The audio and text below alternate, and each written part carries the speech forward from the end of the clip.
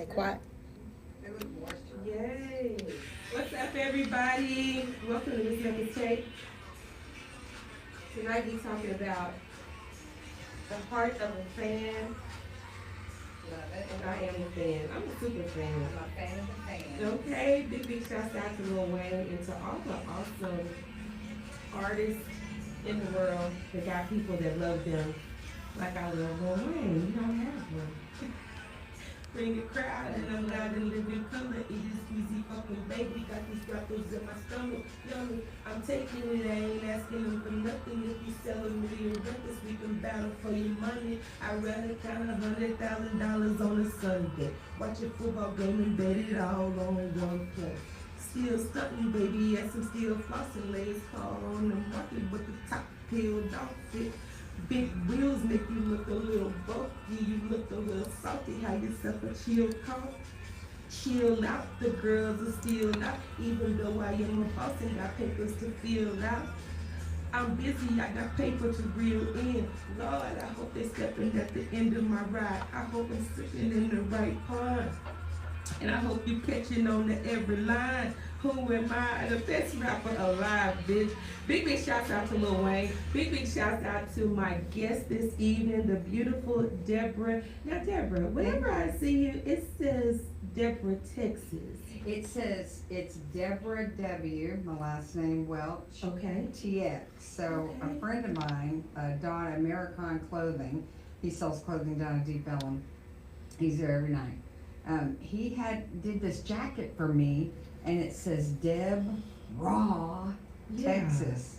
So I really like that. He emphasized that R-A-W. I was like, that is me, because I just tell it. You just tell it, and I you have just to. live it. And It's I like a just want to sickness. say, no, I think it's a beautiful thing. And let me just stop to thank you about how, I don't know how we crossed paths. I just know that we started DMing each other, and then we met up at the state fair. I think it was on a state fair post. It was about Brunson. Jalen, I think I had been talking about Jalen Brunson, and you didn't really know who he was, No. but you had ran into somebody that, like, you had a t-shirt that you could buy for like $5, and you were so excited about it, you DM'd me. Yeah, And I was that's like, what it was. that's so Because cool. That nobody- passion just came right through. Because I had to find someone who would be able to understand what had happened. I think that we had made a semi-connection before then, but I had Probably. to get back in touch with you, so thank you so much for being such an awesome content creator, My but pleasure. also someone who responded to my DM right away. I think So it was the energy. It just Yes, worked. We it- just clicked right away. Yes, so that's absolutely right, Jalen Bronson. So quick funny story. I was riding with the Mavericks when we were going in the playoffs, and I just knew we were gonna win, and they had set up little tents around town that had t-shirts, and people were selling them on the corner. And so one day, I was taking the bus, and I ran across the street taking the bus right at Northwest Highway and, what was it? Northwest Highway and Preston. Right. And I ran across there really, really fast because the way that I used to go to work, I think it's okay. the way that I used to go to work was that I lived on Northwest Highway. I would take Northwest Highway to Preston and then ride the bus, exercise, just I know that all a bunch area. of awesome stuff. Yeah, so I would ride the bus up to Preston and Royal and then walk from there to my client's house. So I ran real fast, and just this day when these people, I ran over, got got the t-shirt, and the girl asked me what size, and I told her, I said, I need a large, and she said, okay, and she goes, what color? And I said, blue, and I grabbed it, and so I grabbed it, gave her the $5, jumped on the bus. I get on the bus, and then I go to look this up, because I'm like, let me see if this is some bullshit, if this is the real deal, because it's a $5 Mavericks t-shirt. Well, we know how Dallas is. Yes. We like to make some dollars. Yes. When we can. So I typed it up, pulled his name up, and I said, ain't this some shit? They done sold me a bogus ass shirt. He This was man a don't current even player. work. I remember that. He was not playing for It them. was only $5. So I didn't know. I thought they had gave me some bogus shit like them Right, right. shirts that Brother Oh, yeah, Man yeah. and Martin had that had Winston Hutton or whatever, them t-shirts, they selling Indian t-shirts. But it was awesome because about a month after that, Jalen Bronson was at an event and he took a picture with I Show Speed and Lil Wayne, and I thought that was amazing. I That's was like, incredible. now I'm rocking my Jalen Bronson t-shirt. That's like that 6 degrees of separation. Yes, it was beautiful. So, speaking of the Dallas Mavericks, I also noticed, and we have talked a lot, I've had an opportunity to journey and be behind the walls of a lot of things concerning the Dallas Mavericks that probably I would not have seen, and if I had seen it, I wouldn't have known a person that personally been there. So I just want you to talk to me a little bit about your experience and how you developed this relationship and this love for the Dallas Mavericks. We started going to, it was like 2004. I was actually owned a scuba diving shop over in Arlington, so we were diving all the time. We would do scuba instruction during the week, pool sessions at my home. We would go to the lake out in Terrell on the weekends, and at night we would come home. We had these 2 big fluffy blue chairs, and we would sit back and we would watch basketball. And we watched it on TV for about 3 years. And then we figured out my neighbor was actually a player, or was playing like with the Trailblazers, and so we went to a game. It was Charles Smith, and then he ended up going and playing overseas. He got like the VIP over there and everything. He was really successful, and he lived next door to me, so I thought it was kind of cool. Like, oh, let's go to a game, and I really had a good time. And it was when Mark Cuban had already taken over just recently, I think. Prior to me going, I don't know what year he took over the reins, but he started bringing the entertainment into the arena. Yes. And I remember having a really good time. I knew about basketball. I had watched the Knicks as a kid. I had watched the Celtics, that sort of thing, because that's where I lived out in New York City. And then, we would come home at night and we'd just relax with basketball at TV. And then it became an opportunity where we had a chance to buy tickets. And we were like, oh, do we buy Stars tickets or Mavs tickets? And we got into a little situation where we had a little bit of money at that time. It was really nice. So we bought full season for Mavs and Stars. And the people who sat in front of us owned an apartment over here at the W. And I remember telling Troy, I went, I like that. I'd like to do that when I'm older. I would have blessed you. And we started like the ball just started rolling, and I just always had that focus, like I'm gonna live in Victory Park and I'm gonna go to the Mavs games for the rest of my life. Like that's legit what I thought. Okay. And then we got into it and it was really fun and we had a great time. We ended up moving into Victory Park in 2020, and then when they traded Luka, it just all fell apart. The whole thing just crumbled. So you were already a Mavericks fan before Luka even got there? Oh yeah, I was, I'm a 20-year fan. I'm a 17-year season ticket holder. I had been through the championship. We won, we had a great time. And then I went through the rebuild, 2012, 2013. Oh my word, y'all, 2014, 2015 was just so painful to go to the arena. And we really tried to focus more as fans. We just focused on the individual players. Yeah. And at that time, we were sitting in section 108 at the AAC, and in 109 is where the families sit. And I remember Monta Ellis' son was at every game, him and his wife and the kid. Oh my God, his son dressed immaculately. It was always like Armani, Dior, Vuitton, like it was gorgeous. The kid was just dressed, and such a light. What a lovely child. Like he just, and you saw the connection in the families, and I think that is where my fandom kind of changed. It became more about the players.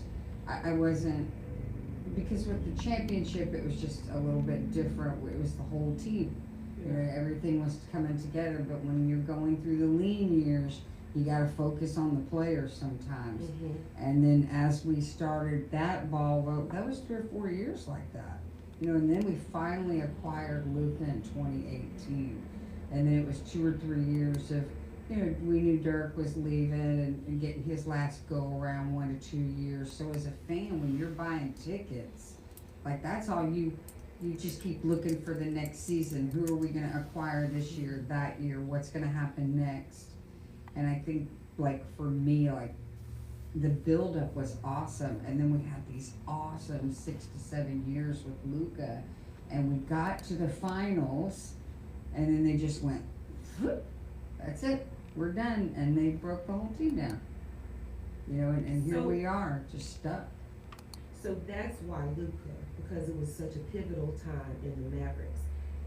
Absolutely, History. it was the rebuild. Okay, because that was what I was always wondering. Was it Luca that made you a fan of the Mavericks, or were you already a fan of the Mavericks? and then Already a Luka came, fan. But you just had watched the entire transition, the build up, and gone through all the 18 I raised him from a baby in 2018, and we hyped him up, and we paid the money, and we bought the jersey, and we went to the finals, and, you know, I looked at that, so yeah, I mean, Luka just represented, and Nico represented, the end of my fandom, and I think that's why I just got I was hurt. Yeah.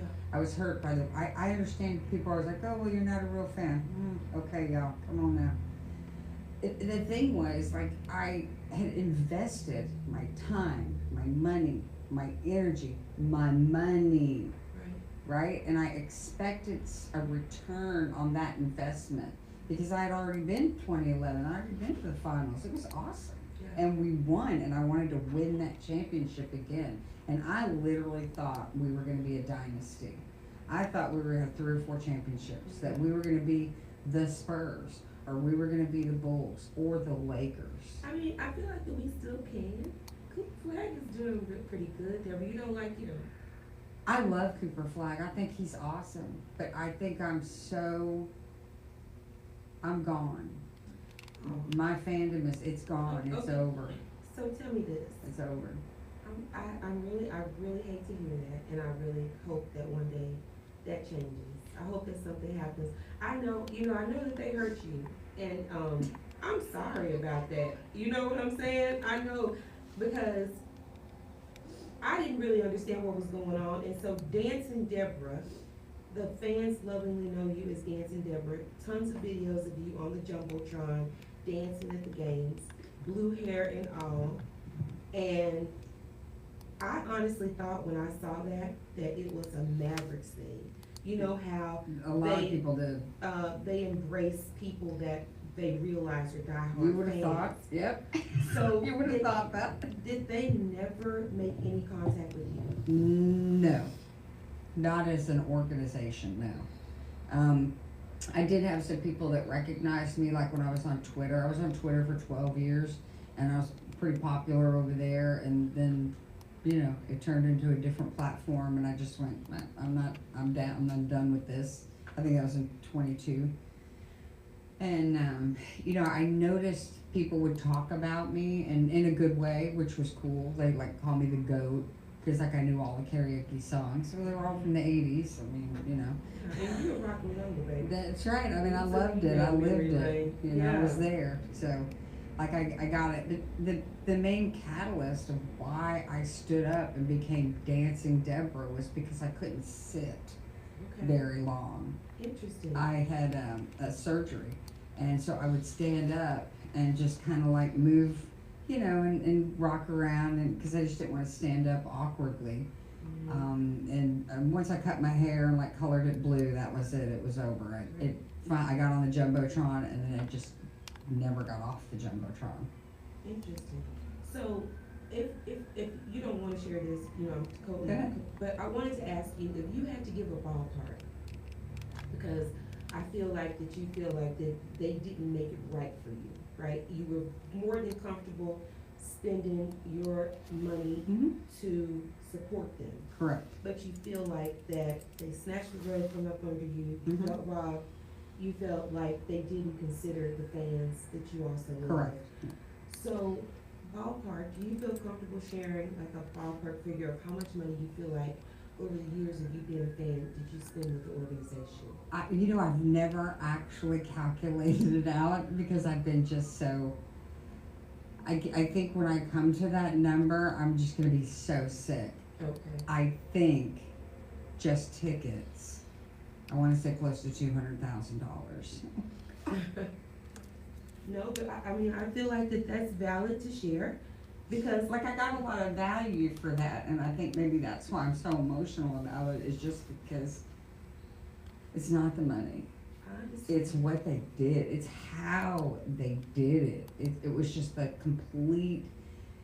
Players are traded all the time. Luka Doncic is not traded all the time, and even then, what did we get in return? And that's why I'm so. I don't like to call it a trade. I usually do. It's a trade. Yeah. Because, and even now we look at it, what did we get? So we got Chris Middleton, who's now probably going to leave. They're giving him the option if he wants to stay with the team or leave. And I'm like, I don't know, maybe you could have done with that with Luka. I'm just saying. But being over a year later, I now know that I think it was more than just Nico. I think Jason Kidd had a lot to do with it. I think maybe he was just having trouble managing them, and maybe he was showing frustration because he does have kind of this temper thing that he goes through, and he seems like he's managed it, but I'm gonna bet behind the scenes he wasn't. I think he was pretty vocal, and I think they saw an opportunity to save a lot of money and not signing Luka during the summer. And then they were like, let's just clear it with Adam Silver. And they all went, well, hell yeah, let's move him to the Lakers. Yeah. And there's like, now you see it, and it's hard not to see it. They're spending all kinds of money with Luka. The Jordan brand immediately went out and put money on him. All the commercials, the Gatorade. Shoot, why didn't we get all that? We didn't get all the fanfare that he now gets in LA, and it's because of the market. It's a bigger market. I've seen you share a bit on your social media in times past, and another thing, if you don't feel comfortable speaking about this, I understand, but you have shared that you felt like that there was something a little bit deeper as far as their reasoning for doing all of this. Do you Absolutely. feel comfortable sharing Oh that? yeah, I absolutely think it was, it's about money and the whole movement, and ultimately what I think the ultimate goal with the NBA is they want to go world, they want to go international, and I think Luka is that player. I totally see a scenario of him winning with the Lakers and then probably going back overseas when he kind of semi-retires or whatever, and heads up that whole world part of the international NBA league. Or maybe he just pockets all his money and heads home to Slovenia. Like, I don't see Luka as a long-term player. I never did. I never saw him as a 25-year player. I don't think his body can handle it. I've noticed, I noticed a couple of years, he was having trouble with his calf, when we had him. And he's either got a back issue, calf, Achilles, he's got something going on. Or his quads. There's something up. Interesting. Can you talk to me a little bit about #FireNico? Yeah.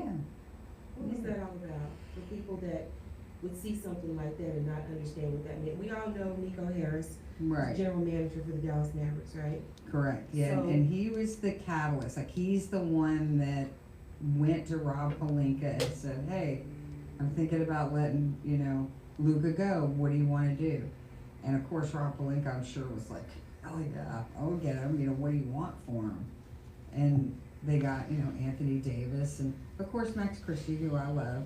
I'm good with that. I didn't remember the third person now. Was there a third? Or we got a pick or something. Right. It's so horrible that I'm so far removed from it now. Like, I feel like it's just starting to fade, and I'm not nearly as sad about it as I was.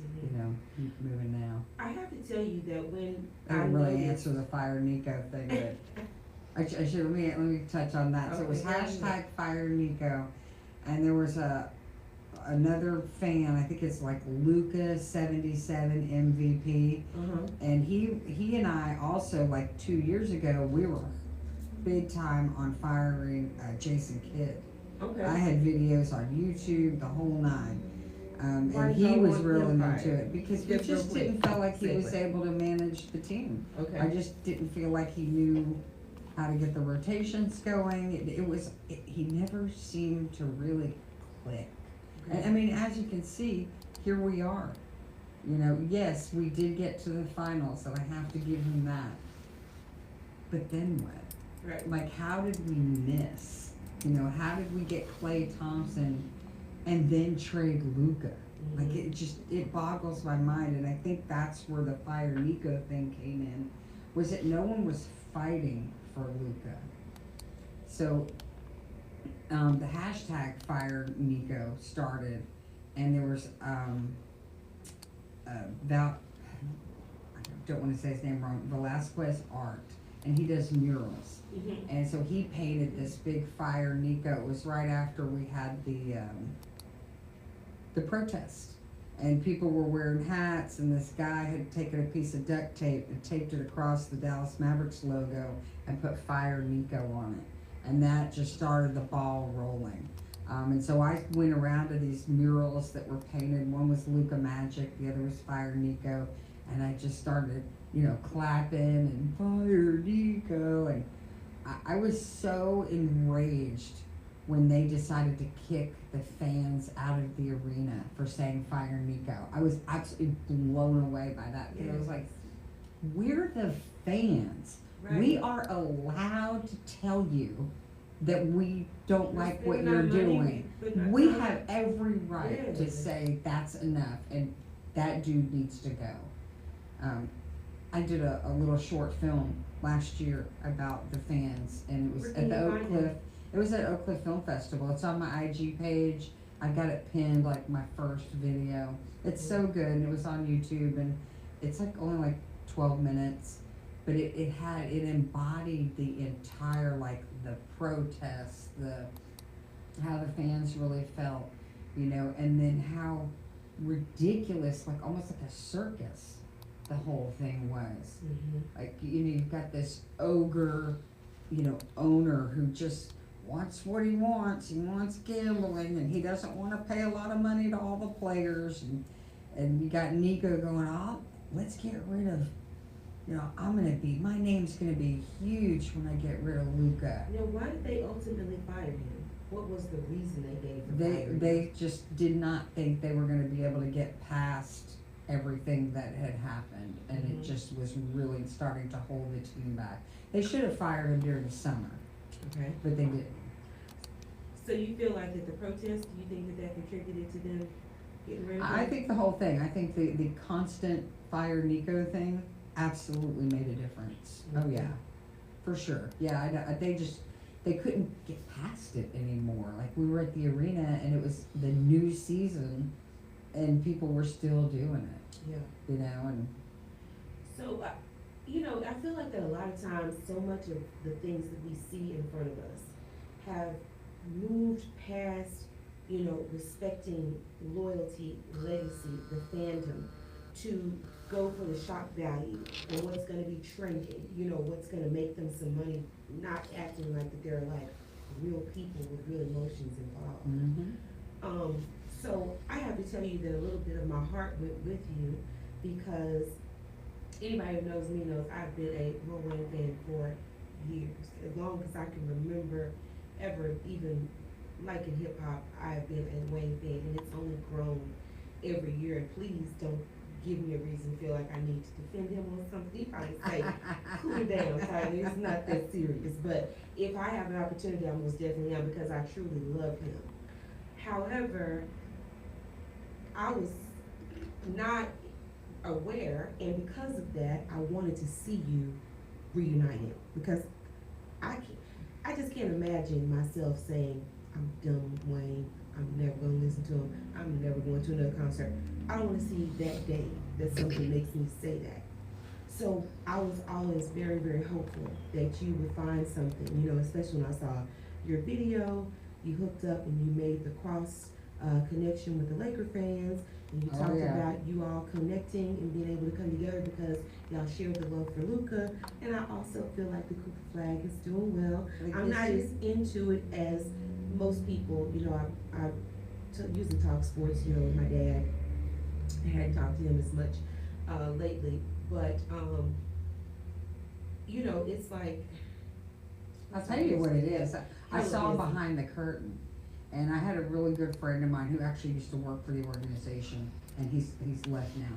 Mhm. Not because of this, but he left a few years ago. And he had said to me one time, he goes, Deborah, once you see behind the curtain, it's gonna ruin it. You never want to They do say that. that. They say And never meet your man, heroes. that's what happened, I think. I think with this, I really saw that the NBA and sports in general is now an entertainment league. And I really feel like the ultimate goal was to get Luka out of this market, put him in the LA market, I almost would 100% bet that Giannis is gonna be going to the Knicks. Mm. So they can revive the East-West Coast rivalry type thing, because that's where the money is, and I totally get it, like I get it, I just don't like it. It's so interesting. I understand that. And you know what? It's so interesting that you mentioned East Coast, West Coast, Mm-hmm. because in this whole watching you go through this, I grew up, I was very aware of what was going on, and right there Me too. when Tupac died, Mm-hmm. right? Now, watching Tupac and being a fan of his, I remember the very first time he got shot. Tupac went in the hospital, he came out, and anybody who knows the story knows that Tupac got shot. He ended up going to the hospital. He lived, according to the way it stated, for 7 days. Right. So there were a lot of fans that were really hopeful that he was going to come home. I remember because after that. 7 days, we didn't expect that we would hear the news, right? So that is how it's so interesting that you just said East Coast, West Coast, because that's absolutely how I can explain how I felt watching you, dealing with what you dealt with, understanding and just kind of feeling you as to feeling your emotion. You were so emotional. I think you helped a lot of people, and you handled the fucking trolls very well. Oh, thank you. Yes, you handled them trolls I have a very well. really good time doing Yes. that. I love trolls. I love how you make a whole video and be like, bitch, okay, let me tell you something. And put the person's face up there. I love it. But this is the thing. When I spoke to you, I was actually downtown when the snowstorm. And Oh, it's yeah. so funny because I saw a video of you and you were from your balcony. Oh, And yeah. I remember, I think I may have sent you a message or I commented on a post like, damn, how blessed you are to be able to watch all this It snow really on a is high rise. cool. It's such a great And view. then I ended up being in a high rise, and I was like, be careful what you ask for. You done told the Lord you think that would be Here's really what you nice. want. And so I'm stomping through downtown in the snow, thinking I might want to come try to find you and your dog Cooper. So Cooper had his name before Cooper Flag. Oh, yeah, Okay. yeah. So He's you're cute from dog. Bradley Cooper. My friend Dean in Tennessee said, that is the cutest dog, named Yeah. Cooper after Bradley Cooper because he's so cute. That's so And I cool. was like, But that's I'm pretty sure that some people may want to think that you're trying to make Cooper Flag your new. Right? Luca, and Not so you me. made No, that. and and even then, like even Luca, and he's now with the Lakers, and I have a Lakers jersey, and I'm gone to the Laker games when they're here, but it still doesn't feel genuine in my heart of being a fan, and I still refer to the Mavs as my team, or when I'm talking to somebody else who's a fan, I'll say our team. I don't know, maybe that feeling will come back, but for right now, nope, it's gone. But I have a lot of varied interests. My whole life, I've been really, have a pretty good ability to go from one thing to another. I've been in NASCAR for 10 years. I did scuba diving for 10 years. I traveled a whole bunch, did, cruises and junk like that for 10 years. Then it was going to be basketball. I quite literally thought I would be using my little cane going across to the American Airlines Center when I was 80 with blue hair and a rhinestone jacket, Right? Yeah. On the way, okay? Let's go times, and they would So- put me on the jumbotron because I'm that old lady. Yeah, that's grandma. Yeah, and that's what I was hoping. I think that someone, speaking of the Lakers, I think wasn't it their long-term fan, that passed away? What team was it that recently had one of their longtime Oh, fans? the San Antonio and then the Dallas Cowboys had one too. Okay, yeah. she was I like try to 90 keep up years with old. that. Yeah. Okay, so the reason why I use Brooklyn that, Nets lost one. Yeah. yeah, so they all had, I don't know why I felt like it was the Lakers, but it was a lady who they called her a certain name, and she had been a fan for years, I and, think it was probably the Spurs. Yeah. Okay. I think she was. I can't remember her name right now, but yeah, it's escaping me. But yeah. okay, so, They're such an integral part of the game. They really are. Super fans make people excited when they're in the Yes. arena, and it boggles my mind that the athletes and the organizations, some of them will just completely ignore the fans. But then you get like the San Antonio Spurs, now they have their own section. They got the Jackals. yeah, And when Bamaya comes out and he bangs the drum after the game and they go crazy and they make a dozen videos and they put them out because, like, to me, that's where the money is now. It's in the click and the view. It's social media, which is where the NBA has gone. But literally, Adam Silver was right. It's a game of highlights now. I can't ever get over the fact that, Lord forgive me, but I can't ever get over the fact that Adam Silver do not look like a human being. I said, I thought Lil Wayne was a Martian. He He's the reminds one me who's of a that Martian. character on The Simpsons. That He's kind of scary a little bit.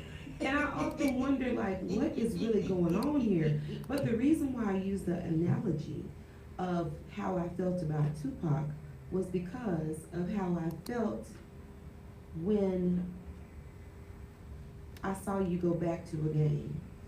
When the last Laker game, this was when we had the snowstorm, I didn't even think this game was gonna happen. my friend, she gifted me a ticket. She And- DM'd me. Yeah. So I was so excited when I saw that you were going to the game, because I'm like, yes, Lord, Deborah is reuniting with the Mavericks, and we're gonna have our dancing Deborah back. By halftime, I was miserable. I wanted to leave so bad. I was excruciating. The whole third period was excruciating.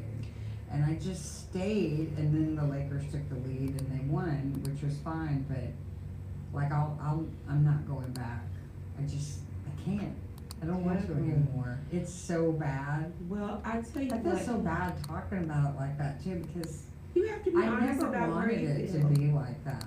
And you that's know? the reason why I wanted to talk to you about it, because it's something that I cannot imagine for myself personally. However, I have to tell you, I was mad. Let me tell you something. It's a track right up Field Street that was clear. Because when I was walking up Field Street downtown, it was a thick ass piece of ice up under my feet. Too, yeah. But when I found out you weren't in that Luca suite, that kind of sent me. And I was walking, I'm gonna tell you something. There weren't very many people outside downtown. Usually it's people outside, Mhm. but it's not outside when it's 20 degrees. So I was kind of out there by myself. And I'm so glad that I was. I felt like Macaulay Culkin on Home Alone, yelling in the middle of Field Street, walking to 7-Eleven, because I was pissed. I didn't Because- realize you were that close. If Yeah. I had known you were that close, Kurt, I'd invite you over. Yeah, I, it for was- whatever, you told me you were at the Omni, I thought, so I thought, oh my God, you No. drove 2-3 miles. I from was me. over near the Adolphus, over in the middle of downtown. Oh. However, if I tell you that I just knew when you posted about you, I saw it first on your page. So when I saw it on your page, I said, okay, Deborah, this is so awesome. Because not only has Deborah reunited with the Mavericks, Luca had her in a suite as a super fan. Not me. You gotta tell me how you felt about that, and also how, They selected people, I don't wanna get in trouble. you don't have to say anything They you don't feel comfortable selected saying. though. people that were on, a lot of them were on Twitter, I think. And I think some of them were with a particular network, like the Dallas Sports Network. I'm not super familiar with them. So they weren't people that you recognized that just bought tickets to go see the Mavericks play. They were nobody that I saw that was at the protest. Like there was one guy that was at the protest, a pretty famous dude. He said the statue. They should have had a statue. Yeah, Lucas should have had a statue. I remember being really on board with that guy, and I just never seen him again. It's just so weird to me. But I know the fandom is huge. Like I'm not so presumptuous to think, oh my God, I know everybody. Well, yeah, you know I don't know everybody. But you know, after talking to a few people, actually just recently, we all talked about it. We were like, because I asked one of my friends who I had made videos, so they said, do you know that guy? Like, I don't know him. And nope. And I had been on Twitter for 12 years. I knew everybody, I thought.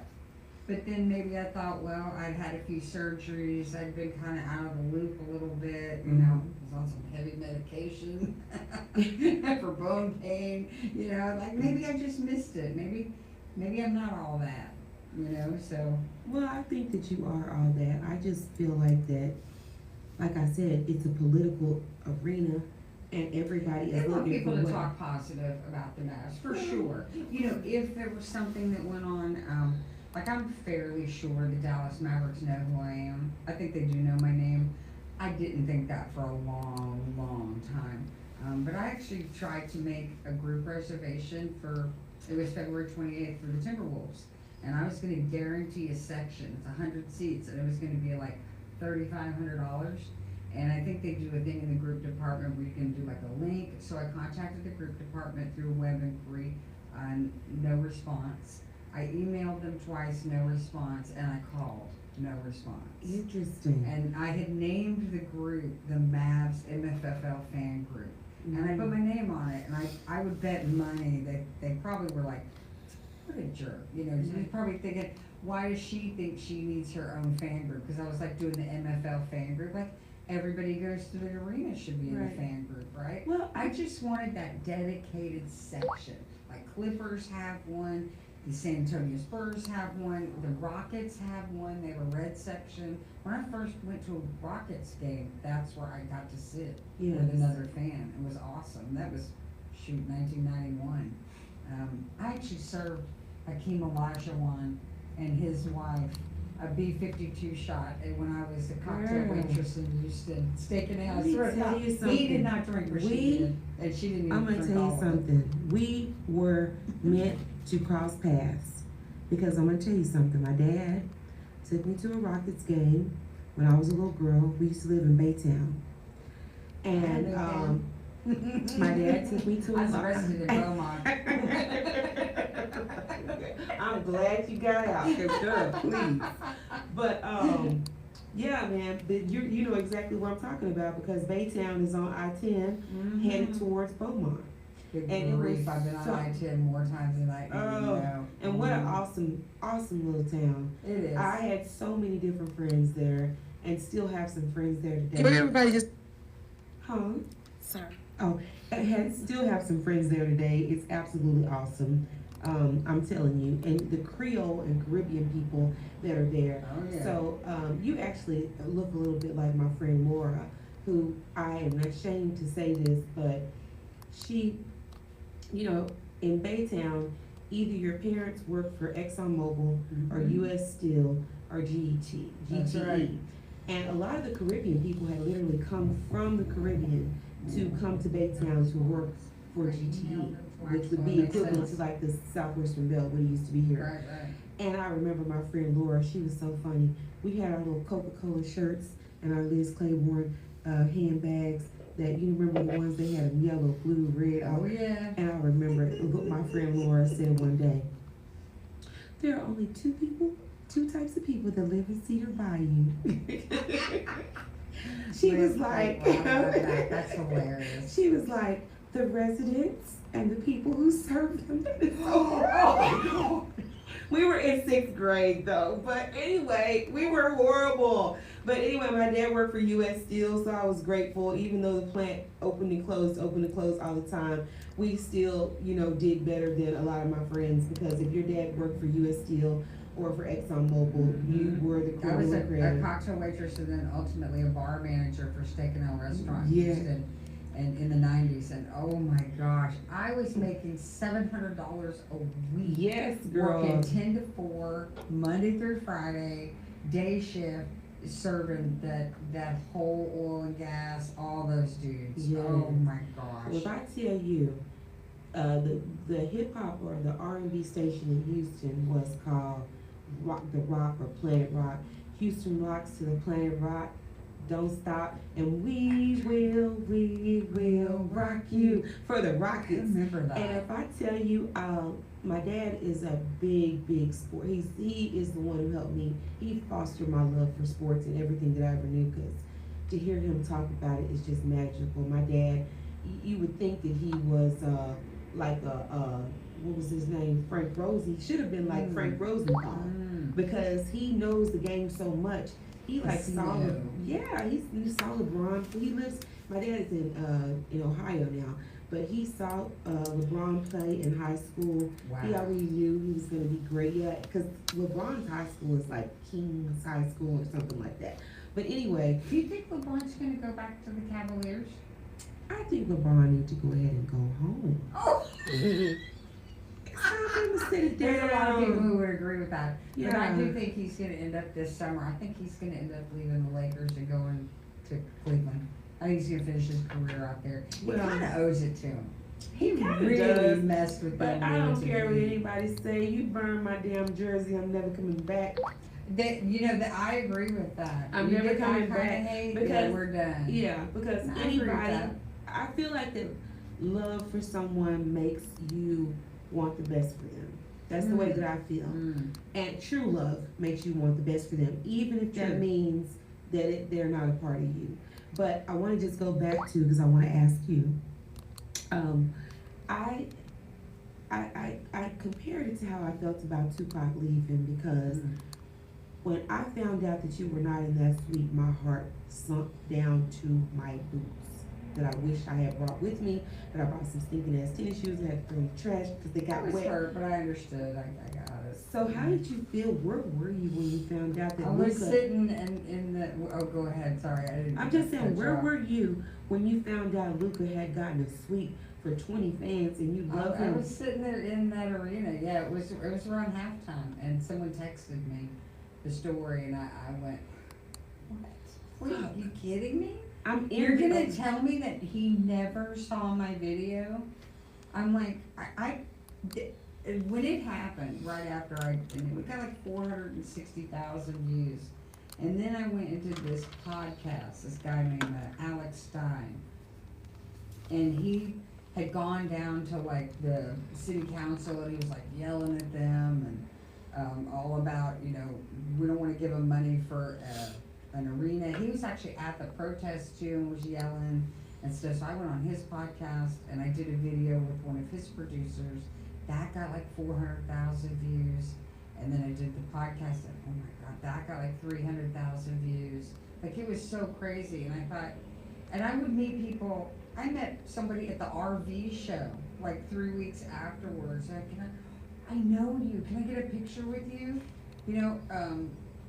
I just went to Nick and Sam's.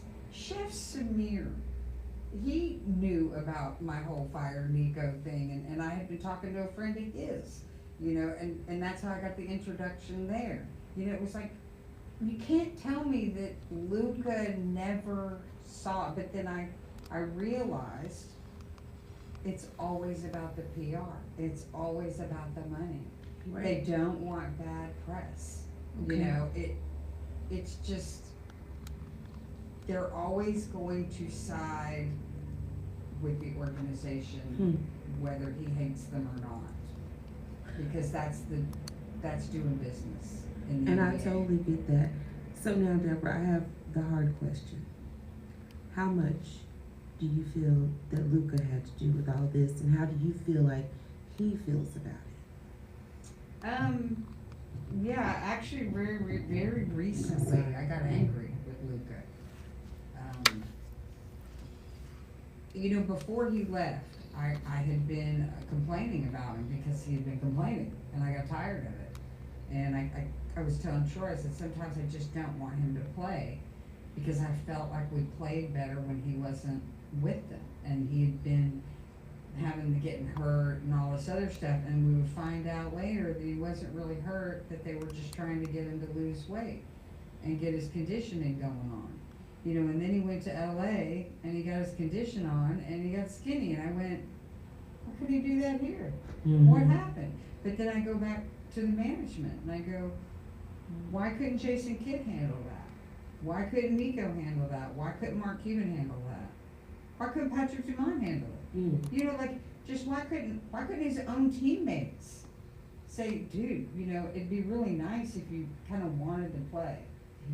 But as I followed Luca's career, and you can see it, when he would go to the All-Star games, he never took it seriously.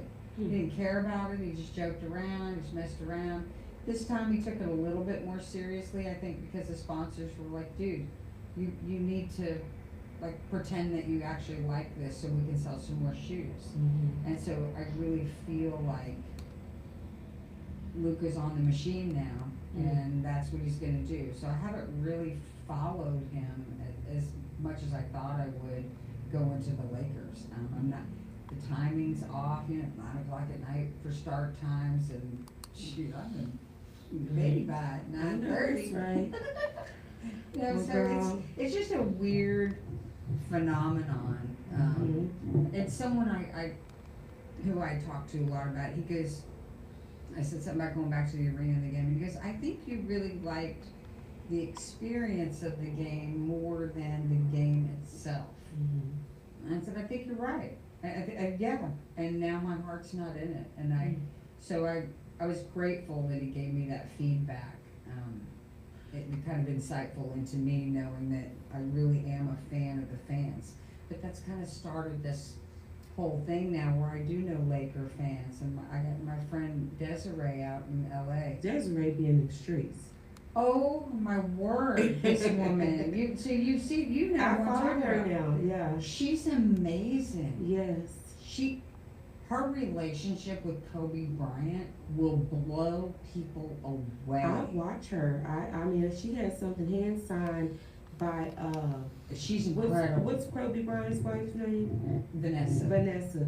Yeah, she had something. She got the book and man, it was really awesome. So she's in it too, where she sends me videos all the time pre-game. She's out there 2 hours before the game starts. She sees all the players come in the car. She's always cheering them on. She has so much energy, and her story is incredible. She's had brain surgery.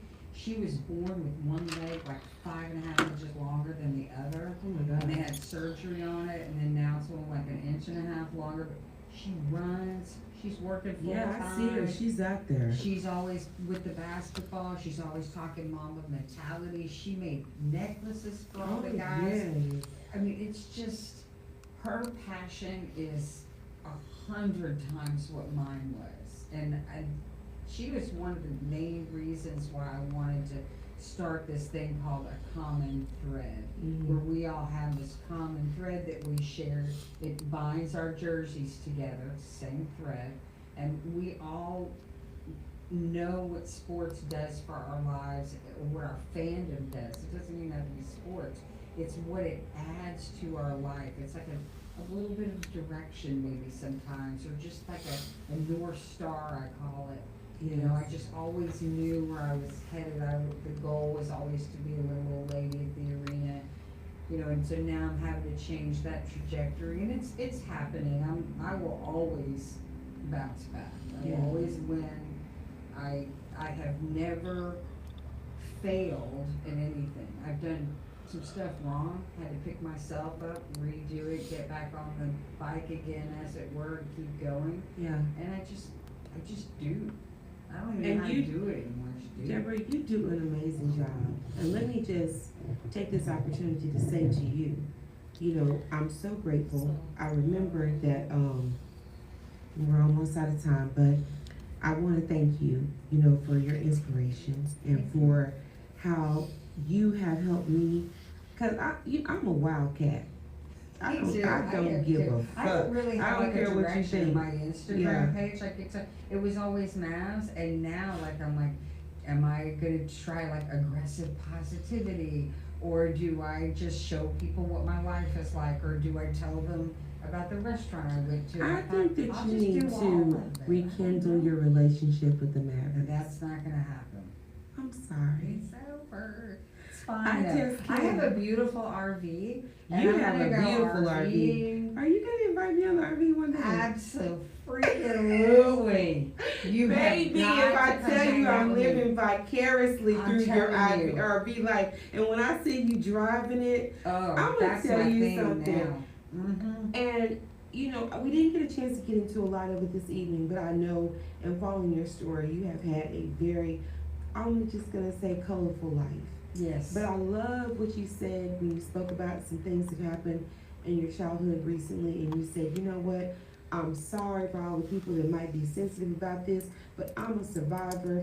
I survived some shit, and I'm gonna celebrate it. And that's what it's all about. And you know what happened was I ended up talking about it on Threads, and it was about my history being, I would just say, molested as a child by my grandfather. And once I opened up about that, it got like 600,000 views, thousands of comments, hundreds of pictures, because I actually posted the picture of what I looked like when it happened so people could like really grasp it.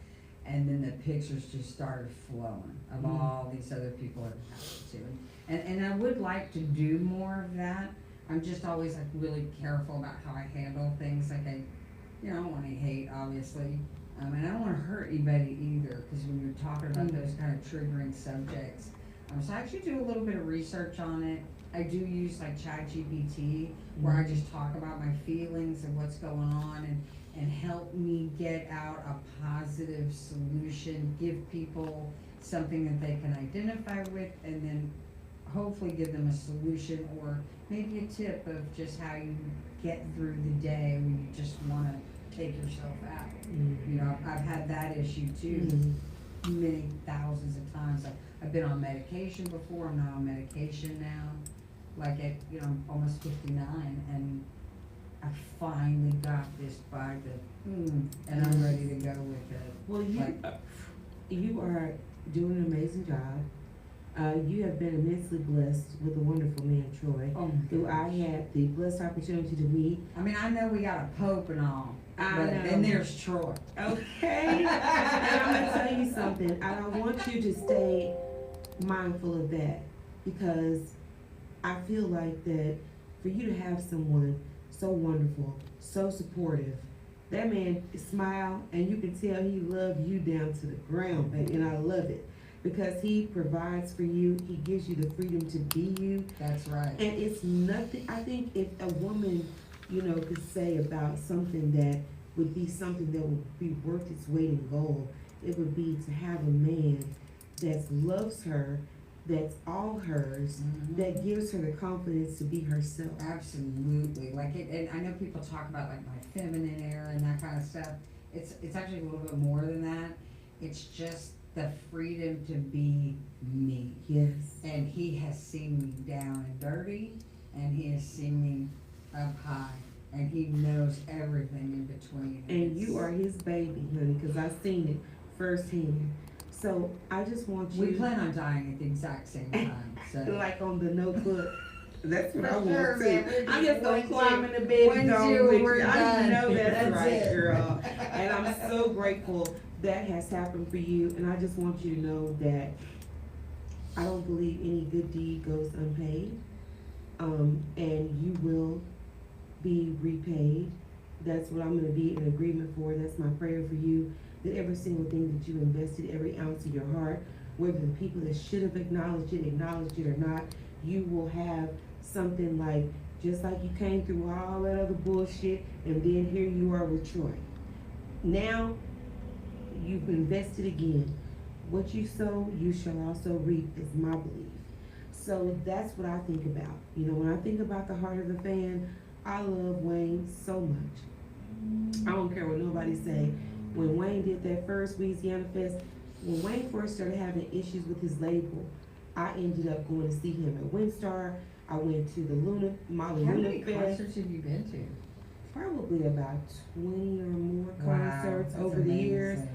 I gotta tell you what, I got ticket stubs that say no cameras, no this, no, where you couldn't even have a camera in there, and now they're encouraging you to have a phone. Of course. But Because for they me, know it's money. right? But for me, personally, you know, it's like I love Wayne so much, and I'm so grateful for the blessing of being able to support him. When Wayne started first having problems with his label, let me tell you something. I was ready to take a bitch head clean off, okay? I went to the concert. Don't stop the music. Listen, I'm gonna tell you something. I was out there every single concert. I was so grateful. They had general admission. I had my tennis shoes on. I'm looking to the left and to the right, and I'm like, I don't know if you saw that movie, Janky Promoters. It was a movie with Ice Cube with Mike Epps and Ice Cube's son. Well, the guy who played Ice Cube's son, the man who played Ice Cube's son, he was like, he was a rapper and he had some background singers, and the way that he was talking to them background singers, that's me, at the Lil Wayne concert. When he came out there and he told me, he was like, look out bitches, this is what we about to do, okay? This is the crunk session right here. If you don't wanna cheer, you think you finna be on your phone? We finna make this man feel good. We finna turn up and have a good time. Truffle butter. Okay. I used to have an SL63 Mercedes drop top. Oh my God. We would leave out of the Mavs game and that hit that truffle butter. It's My baby say, thinking out loud. I can be broke and have $1 million smile. Okay? Yes. Truffle butter. I listen, those collaborations with Nicki Minaj, especially Only, because I love Chris Brown too. And when Lil Wayne say my name and Only, and he say, I'm from Holly Grove, the holy Mecca. Baby, I feel like that man fell through that chair on Get Out. Because when that man said my name proper like that, and he said it and used it in the proper context of the definition of it, oh baby, I was worse than what's her name? Renee Zellweger. Yeah, I can't never say her name right, but remember her on Jerry Maguire? Baby, you had me at hello. Okay. So anyway, like I say, I pray, you know, and I know it's gonna happen for you.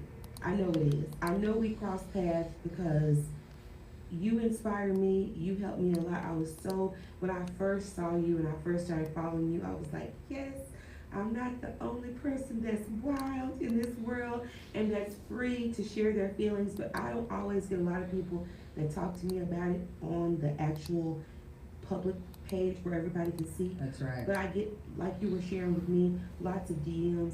People want me to review their music. People want to be my friend behind the scenes. People have hit me up when they're trying to make major decisions about their life just because they have felt the love and more. And we met in the Wayne family. That is the way to be. That's community to me. Yes, and I think that's what it's all about. So I want to thank you. Thank you so for much. coming. This was awesome. Yes, I want to thank you for your time tonight. We did, girl, and for coming out and for meeting me at the fair on Wayne's birthday, girl. That was so awesome. You showed the T-shirt and the happy birthday to you. Baby, I was walking around the state fair in Texas. Everybody was saying happy birthday, happy birthday. But I was like, okay, it's not my birthday, but it is the man on my shirt's birthday. So they were telling him happy birthday. I had an amazing time. I'm a Bowie fan, so January 8th is his birthday. Okay. Oh, yeah, I know what you mean. And you know where I got that from too. Where I go out and go. This is the first year in about 5 years I did not travel for Lil Wayne's birthday. I travel like it's my birthday. Right. Every year on his birthday, and you better not schedule me for work. And rest in peace to the beautiful Miss Wayne, this lady that I used to take care of. She was 88 years old. Well, she was 88 years old when we came in contact and I started assisting her. And she used to tell me, she was so sweet, rest in peace to Miss Wayne. She was a sweet little Libra, just like him. And she said,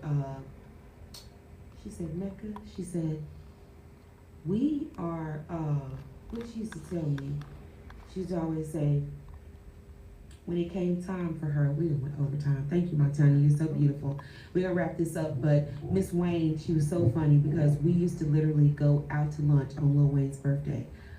She was so cool. She used to always say, Mecca, no, you're a personal companion. She would always tell me, you're my companion. Aww. And shout out to Miss Wayne, because she got dead on them people ass at Edgemere when they didn't want to let me park in the front talking about I wasn't family. She calling said she people on is the my phone. family. Yeah, she said she's my family. She said those white people you see, those are my relatives. Oh, This one that is my There you family. go. She got on their ass and the people started being nice to me and I was like, listen, don't just be extra nice to me because she called in and cut y'all ass out, okay?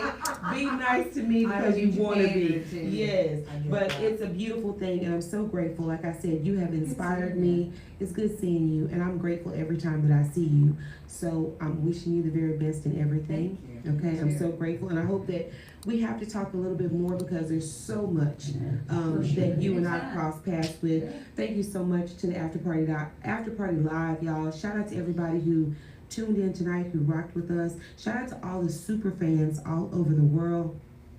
Rock on. Y'all are the best. Okay, shout out to all the Wayne There you fans, go. most definitely, everybody. Don't make the world go around. Buy the tickets and the t-shirts. Okay, and I tell you what, I've met some amazing friends and amazing people at Lil Wayne concerts. It is a testament to who he is, because Lil Wayne said in one song, you ain't did it till you did it in 5 states, okay? So I done been 5 states, and I done met amazing people that love Lil Wayne, and we come together, and we also have similar connections. So it's a beautiful thing. I thank God for every detail of it. I thank God for you. God bless everybody. Be yourself, and love what you love. And if you don't love something, you gotta find something to love because the hate has gotta stop. I love you. Rock on. Deborah, I know you love everybody, and thank you again for being you. Thank you for so being much. here. It was Good awesome. night, y'all. Yes. Good night. Okay, don't move. Don't move. Sorry about that mic. I don't know why I kept doing that. Okay, y'all are good.